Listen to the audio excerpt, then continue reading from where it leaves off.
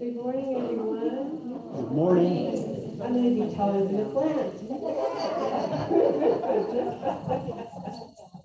Well, we'd like to welcome you this morning to the Spiritual Life Center of Yakima Valley. We're very glad to see you. Your smiling faces. I love it. So we're going to learn a new song today, and it is called Louder. And we're going to do just the chorus. We're going to learn it in two pieces, so we're going to do it a couple weeks in a row here. We're going to just do the first part of the chorus today, and we're going to do it a couple, 3 times through, then we're going to clap. So we're going to get you started on the clap, because we're going to clap on the offbeat, okay? So, yeah, follow her. So, anyway, so how about if you stand up? It's going to take a little energy and a little thinking. But it's a fun song, it really is. This is by Immerse Worship, and they're in Phil Stringer, and he's not a really well-known Christian composer, but they've got some really great stuff. So, all right, here we go.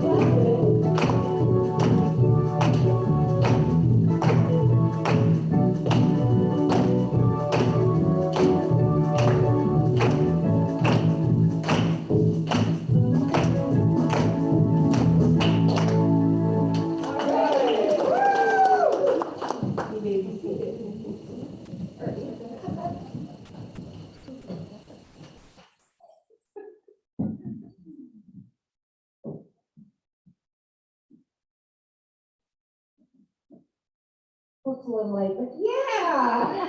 Wow. Get the energy flowing here. That was great, Sylvia. Thank you. Are we going to do it again next week? Yeah. Well, I want to welcome you to Unity Spiritual Life Center. My name is Sandy Bullock, and I'm on the Board of Trustees here at Unity. Thank you for sharing your Sunday morning with us. Here at Unity, we honor wherever you are on your spiritual path, knowing that we are all part of the one power and one presence of God. If you're here for the first time, we offer a special welcome to you. Gift packets are available if you'd like to know more about it. We invite you to join us after service for refreshments. And now our prayer partner will help us to center ourselves in prayer.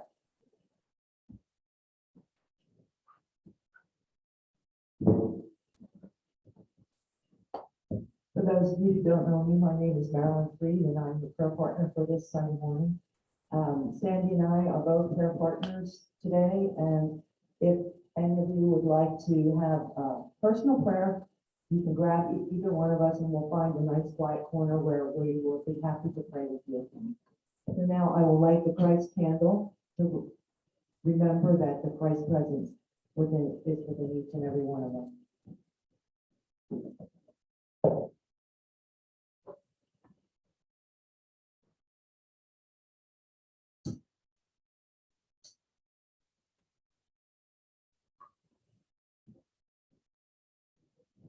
So now if we can take a moment to just bring ourselves here, right here in this room right now.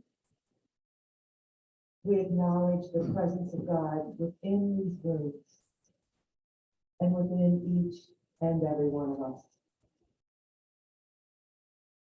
We're grateful for the opportunity to come together in community, to recognize God in each other and in ourselves. We're grateful to have a place where we can spend 1 hour on this day to remember the truth that God is everywhere present. And God is here, leading, guiding, supporting us. We're grateful for knowing this. We're grateful for this place where we can meet. We're grateful for everyone here. And we're grateful for those that are here in spirit, not in the physical. And as we continue in this hour, we open our minds and hearts to God and to this celebration. And we say, thank you, God. Amen.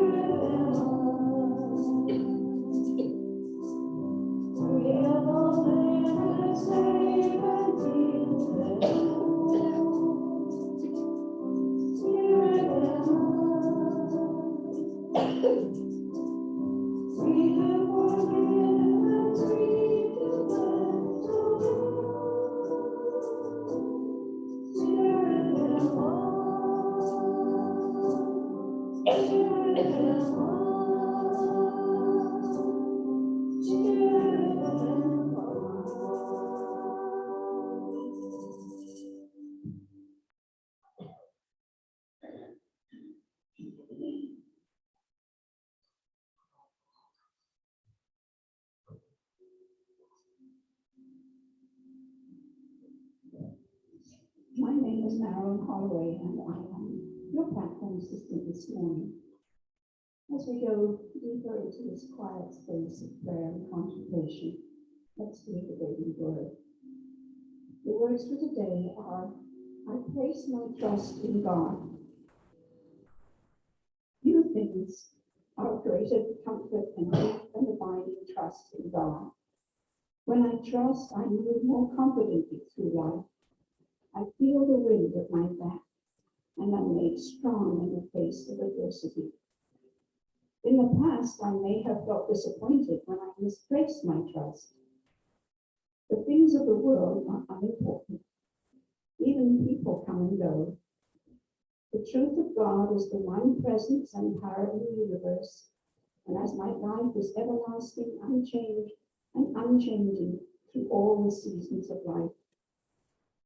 Even as I grow, evolve, and deepen in spiritual understanding, God is always my source, the inspiration I return to again and again. My freedom to seek and discover lies in the awareness that I can always, and discover lies in the awareness that I can always trust in God. In Isaiah 26:4 we read, trust in the Lord forever, for in the Lord God you have everlasting love. Remember, friends, your word for today is trust. Reaffirm, I place my trust in God.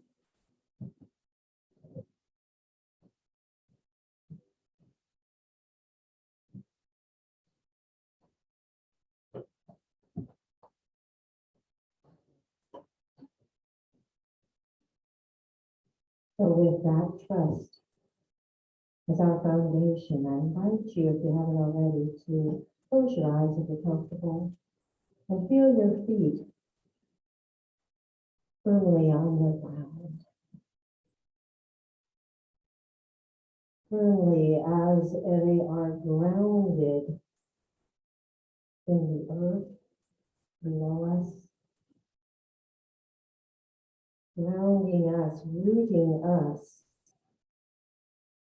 and experience in your mind's eye and in your body a sense of a red glow around your feet. Find that you are aware of your groundedness. And then notice how the light moves up into your reproductive system and becomes orange, the color of sensations in our bodies, all those amazing sensations that connect us with the earth and the sky and each other and life. Beautiful orange light. It gradually turns into yellow as it moves up into the stomach, the gut area. Feel the power in you to move forward in life, for that is where this power is centered. Beautiful, bright yellow. And as we embrace that power, we move to our heart space, and the light becomes green. Green, the color of growth, because we really grow when we learn to love. When we learn to listen to our hearts and live from our hearts.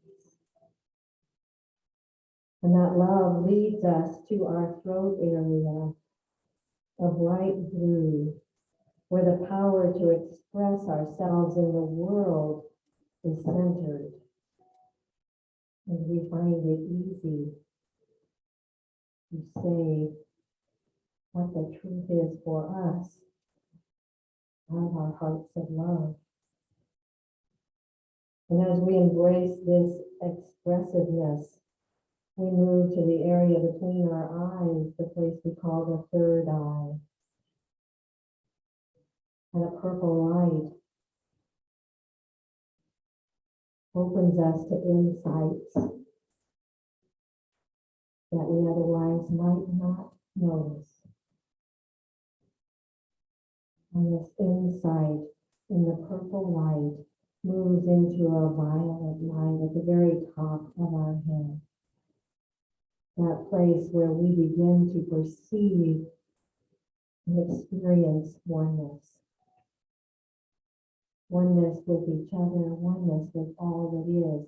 And in a burst of light, of white light, we are in that oneness. And we are light itself.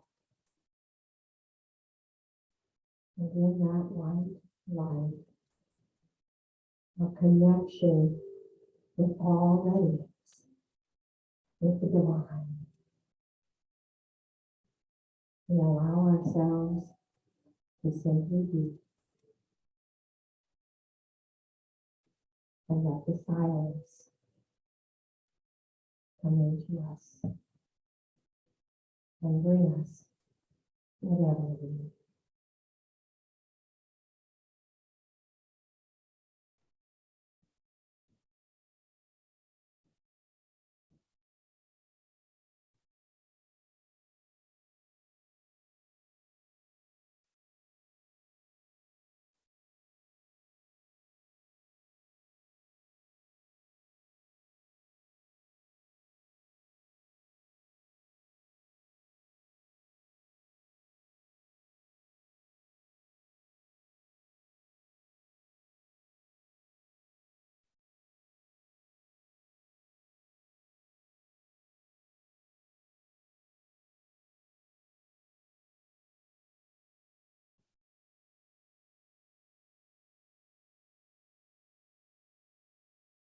With gratitude, we come from that silence.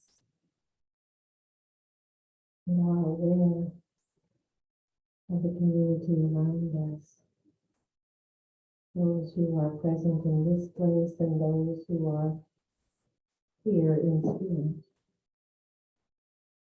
On this day, we offer prayers for those in our community and beyond. Reverend Reed asked that we pray with her for Josie Holland, who is home recovering from a stroke. And we see her quickly and completely healed, healthy, and whole. And I ask you that you join Jackson and me in seeing all systems go for our adventure in Ireland in a little over a week. All is in divine order. Step onto that. Perhaps there are others in your mind, on your heart. And we just invite you to place them into this beautiful place of light right here, right now.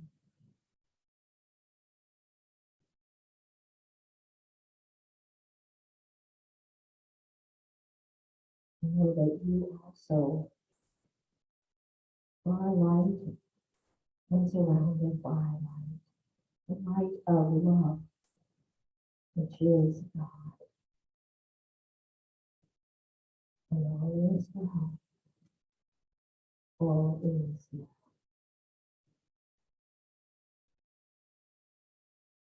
Gratitude in our hearts.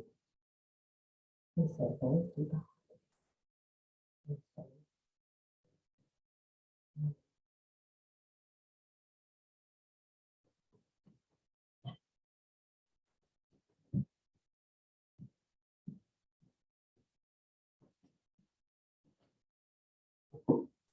So a lot of you guys know this song.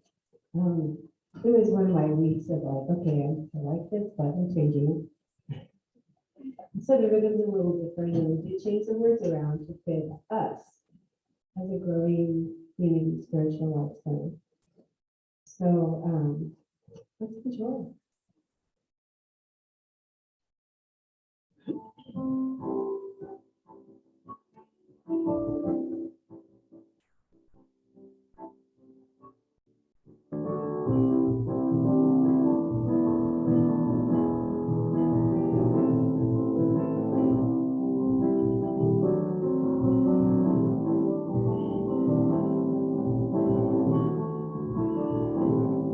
Here we go.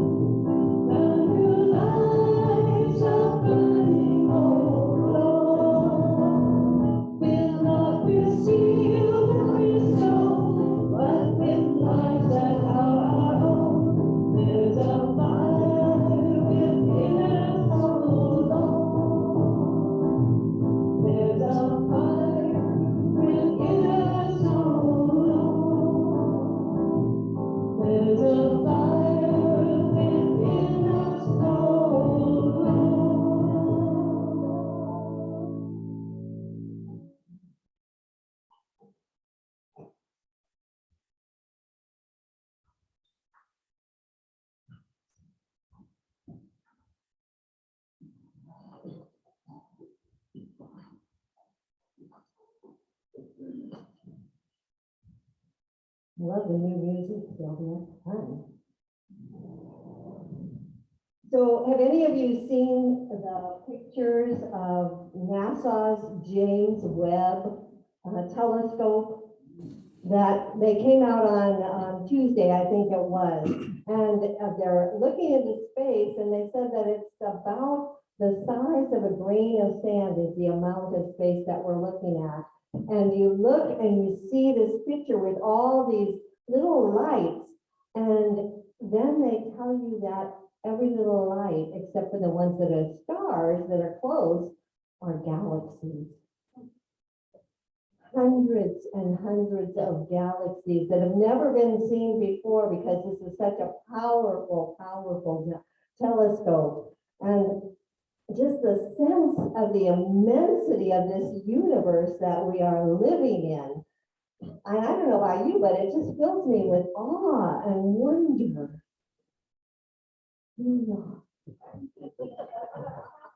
And I've been reflecting a lot lately on how we are connected to everything. How far can we take this unity, this oneness that we talk about? Now, some people are dealing with an idea that's called entanglement. It's in the quantum world. So I'm not going to pretend to be a quantum scientist with you. But here's a statement about entanglement from the all-knowing Wikipedia. Quantum theory is now discussing instantaneous connections between two entangled quantum objects, such as electrons. The phenomenon has been observed in laboratory experiments, and scientists believe they have proven it takes place. They're not talking about faster than the speed of light. Speed has nothing to do with it. The entangled objects somehow communicate instantaneously at a distance. If that is true, distance has no meaning. Light years have no meaning. Space has no meaning. In a sense, the entangled objects are not even communicating. They are the same thing. At the quantum level, and this person who wrote for Wikipedia says, and I don't know what that means. At the quantum level, everything may be actually or theoretically linked. All is one. Sun, moon, stars, rain, you, me, everything, all one. And there was some pictures on the internet about what entanglement kind of looked like for these electrons. And you know what? It was like, kind of like that. You know, the Venn diagram, where the two circles come together and then they intersect. Another picture of that. Have any of you ever seen that kind of a picture? We call it the flower of life. And it's just more of those intersecting circles. And they see that that is really like how life begins. All these little intersecting circles. Connected, interconnected. So I thought for a Wikipedia little article, it got kind of metaphysical at the end, didn't you?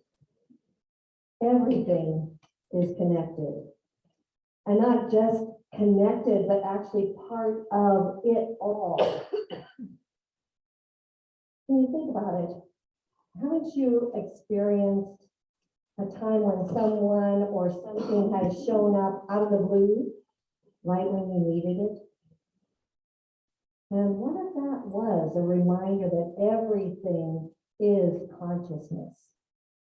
And there are no barriers to how or when or where consciousness communicates with us. So I thought of a couple examples that came to my attention recently. Now, every couple of months, I get a message from a labyrinth facilitator, Linda McKell, who writes and shares other people's experiences on the labyrinth. She calls them little miracles on the path. And recently, she got a story from a woman who lives on Orcas Island, Nancy. And this was a couple months ago, about the time of the Uvalde, Texas shootings. And so she called a friend, Nancy, and said, let's go walk the labyrinth and send some light and love to all those involved. And that's what labyrinths are so good for. You can walk a labyrinth and bring yourself back to center and find your balance again. So they were walking on this labyrinth in Orcas Island, and a 10-year-old boy showed up with his mom. And this boy just started walking on the labyrinth with such joy and freedom. And the two women kind of told his mom why they were walking this labyrinth, thinking of those people in Uvalde. And it did not escape their noticement that this boy was exactly the same age as some of those kids who had lost their lives or had been traumatized by that experience. And that this mother was about the same age as probably those parents as well. And yet that boy just kept walking with his great joy. And they also felt themselves lifted. And they were so grateful that the labyrinth again heard their intentions for lightness and to ease the suffering, and had brought these two for that very purpose. We are connected, and people show up in our lives in just the right way, right when we need it. And here's another little example of a moment where we might experience a kind of communication that goes beyond our small conscious minds. I was sharing in our Power of Eight group that I've been doing a little bit of reading about reincarnation and how maybe our souls create a plan for our own lives with various people that keep getting attracted to us. And this all happens even before we're born. Not something I thought about as a Presbyterian. But I'm starting to enjoy this idea. And then another person mentioned a book that had been an important introduction to the whole idea of reincarnation and living with a greater purpose. Have any of you read Jonathan Livingston Seagull? I know, it's a blast from the past, right? It was published in 1970, this little book by Richard Bach. I remember, I didn't read it then, but maybe 8 or 9 years later, I finally encountered it, and I just remember reading it going,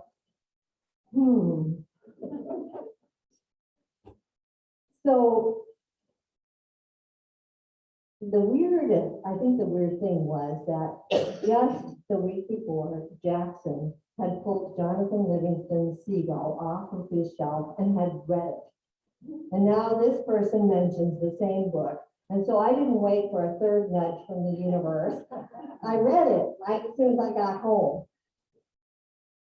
So in the words of Siri, here's what I found. Here's what I found.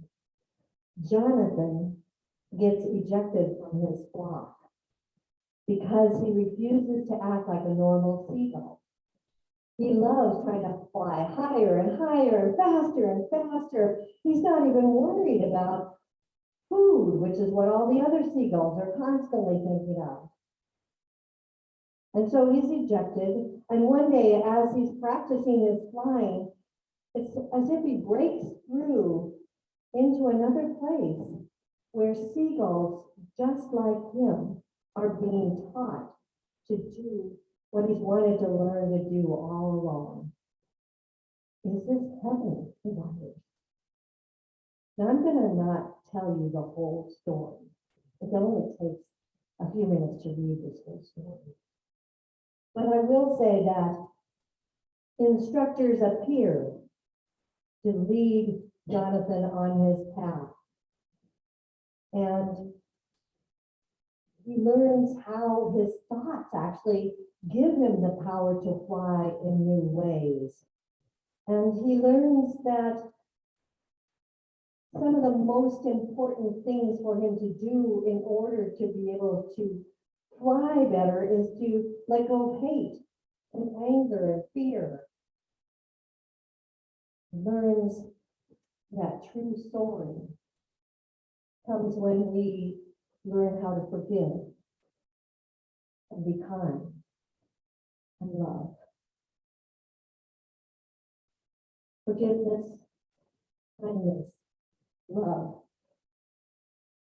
I don't know of anything right now in our world that is showing how entangled we are than this worldwide pandemic called COVID-19.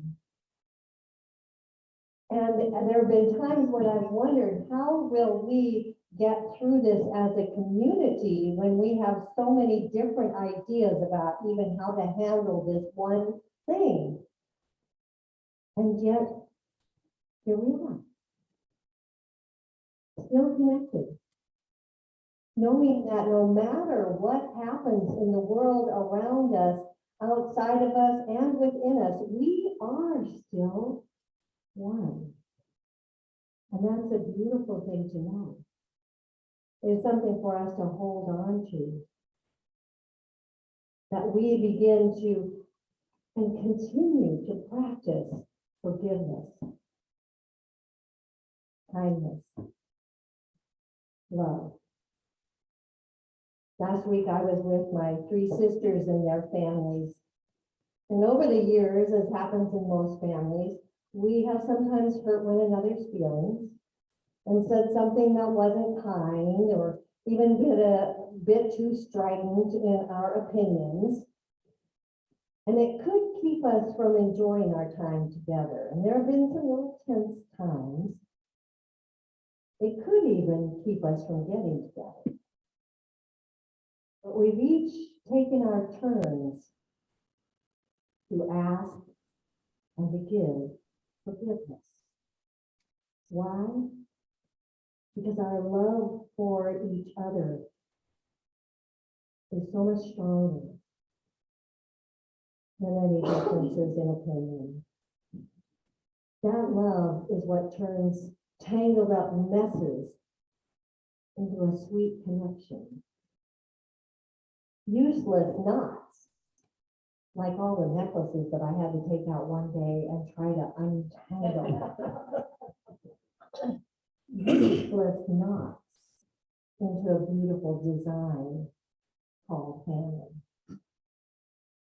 When they gave me a belated 70th birthday party, maybe some of you saw it on Facebook. I even got a crown. I know, they know me. They gave me a little Celtic cross ornament. And if you know the Celtic design,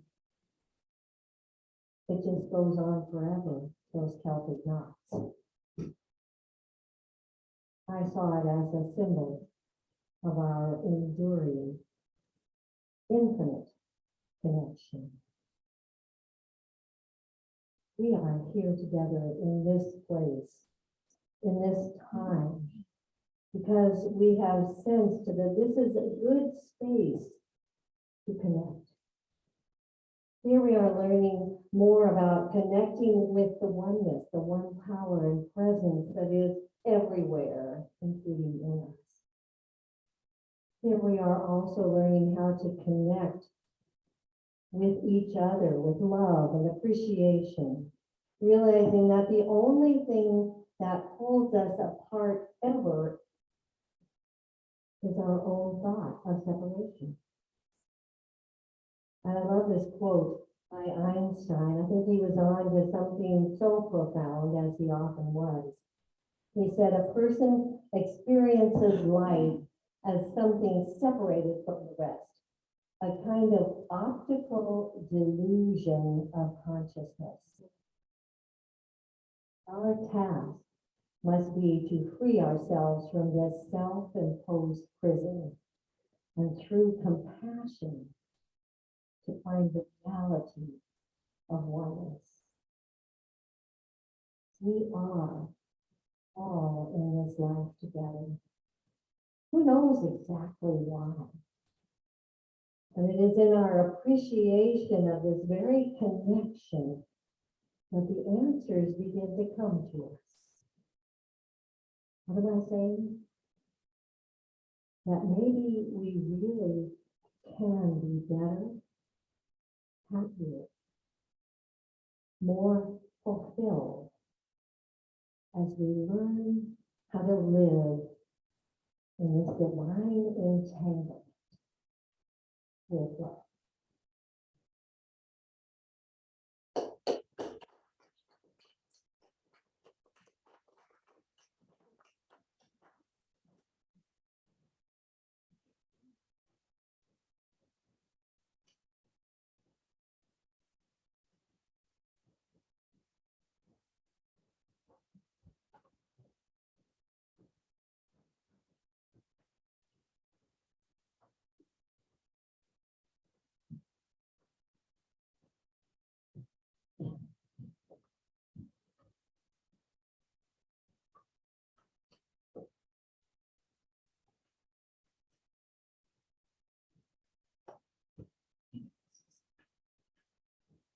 We did this song a couple weeks ago, but I really like this song. And I looked at Cheryl's message from today and thought about how much when we open our eyes, we really do see the connections and the love that we have for each other through the strife and the craziness that life can give you. And so that's what I left it into this song. So I hopefully we kind of think about that as we sing this song.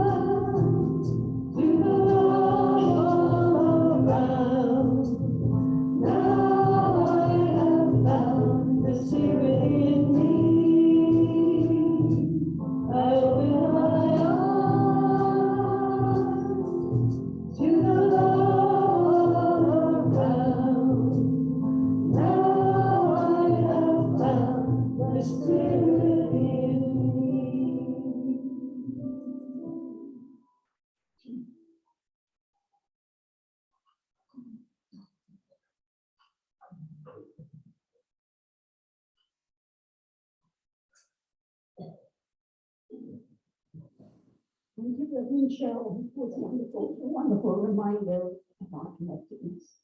And so exciting when we think of what we're discovering in space through the Webb telescope. Wow.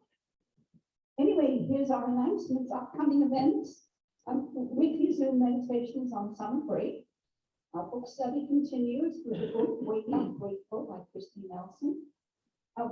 We'd love to have more people on the speaker team, so if anybody would like to step forward, I'm on the speaker team with Reverend Cheryl and Louisa.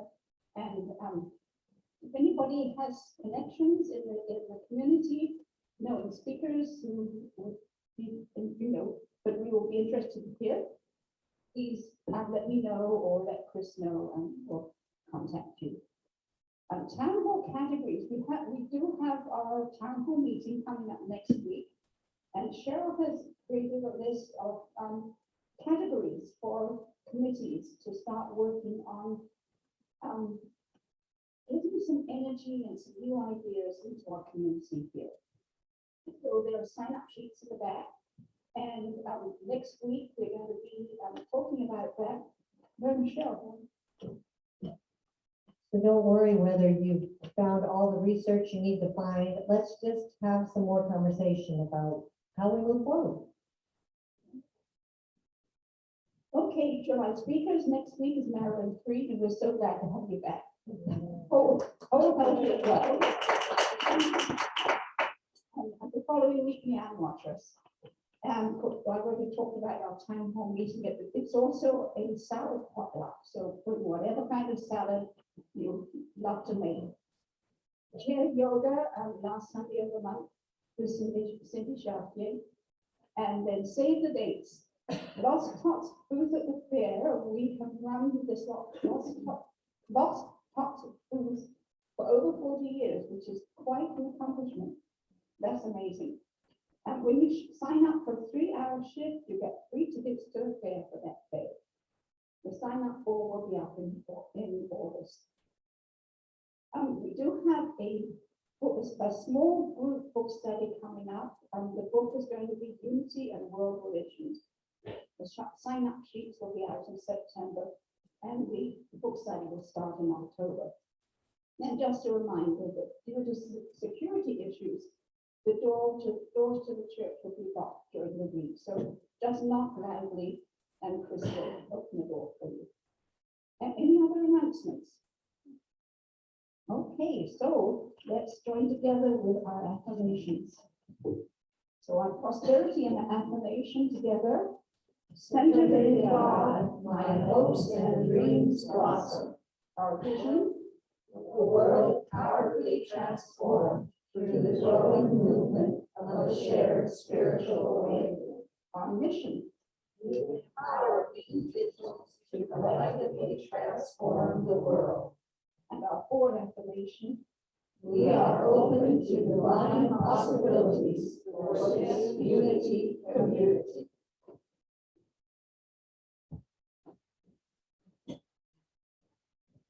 Now it's our chance to share our abundance. Cheryl just shared hers about being with her family.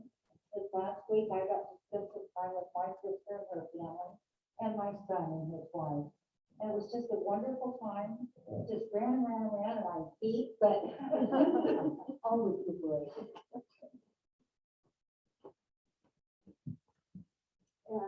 I wanted to say I am thankful for coming down with COVID. So I know that's unusual and everybody didn't agree with me, but it allowed me to see that something was wrong with my dog. And I had suspicions before, but anyway, she ended up having to have a full splenectomy. Yeah, she had a 6-pound tumor. And thank God I found out Friday it was not cancerous. So that's awesome. And if I hadn't have had it, I think I probably would have delayed my recognition of this, and probably would have been a lot worse to outcome. So grateful for that. And I'm also grateful because now my immune system is built up for my trip to Texas. So, and there's nothing worse than being sick when you're out of town. So I was so glad that I got to be sick with all of my comforts and all of my compassion from all of my family and friends. And it's like having the flu with a lot more compassion. That's what I call it. I'm like, just, take all the time you need, and you want me to bring you groceries? I'm like, yes. So,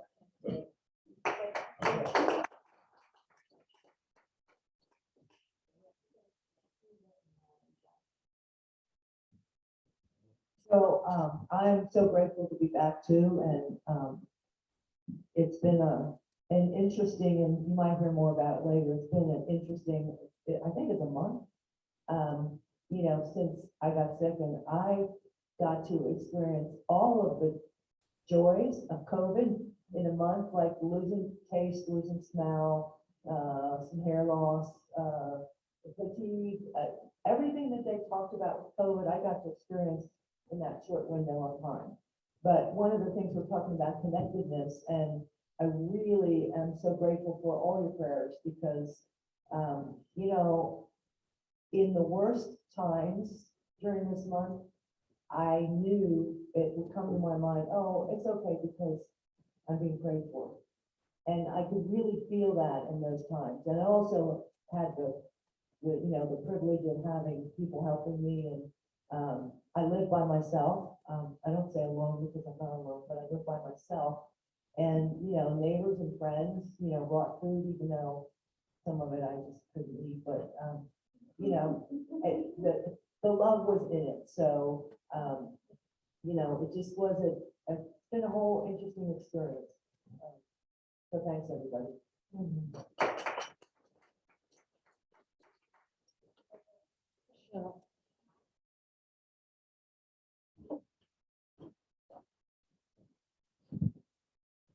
So last week, I understand that you were praying for my son Evan, who was having some pressure in his eye difficulties, and they were talking about him having to maybe go have a major surgery on his eyes.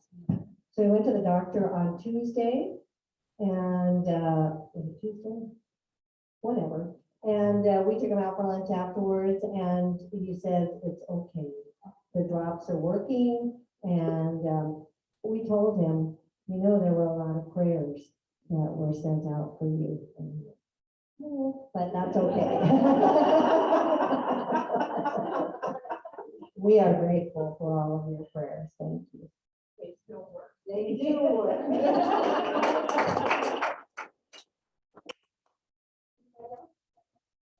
Should we go on and bless the children and bless each other?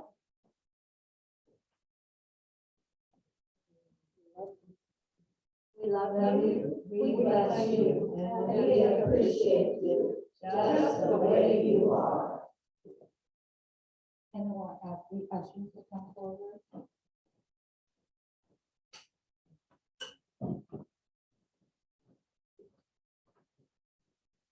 We should say the blessing for the offering prayer. Divine love flowing through me, blesses and multiplies all that I am, all that I have, all that I give, and all that I receive. Thank you, God.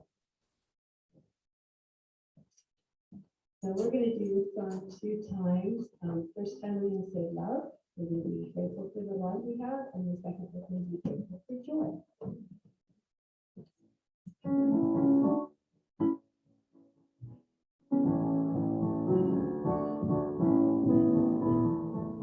I am so grateful, so grateful. I am grateful for all the love that I have. I am so grateful, so grateful. I am grateful for all the love that I have. I am so grateful, so grateful. I am grateful for all the love that I have. I am so grateful, so grateful. I am grateful for all the joy that I have.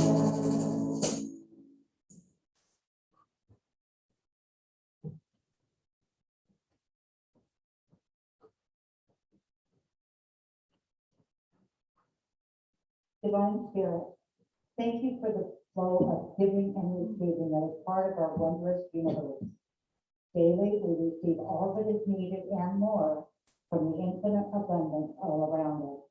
We pray blessings on these offerings given with gratitude and joy. Thank you, God. Amen.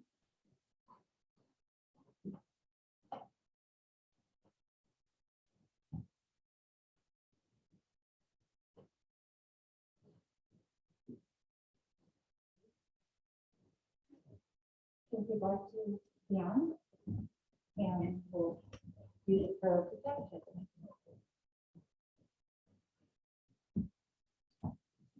The light of God surrounds us.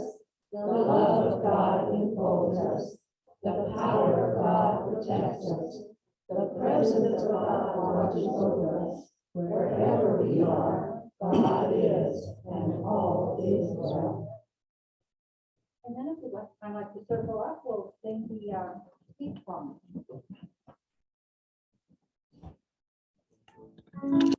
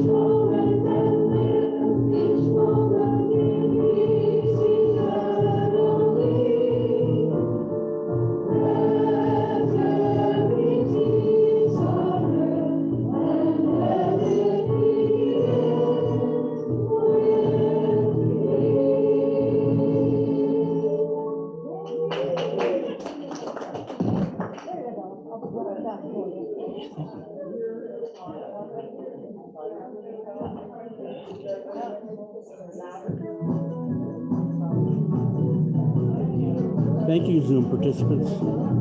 Thank you, Rick.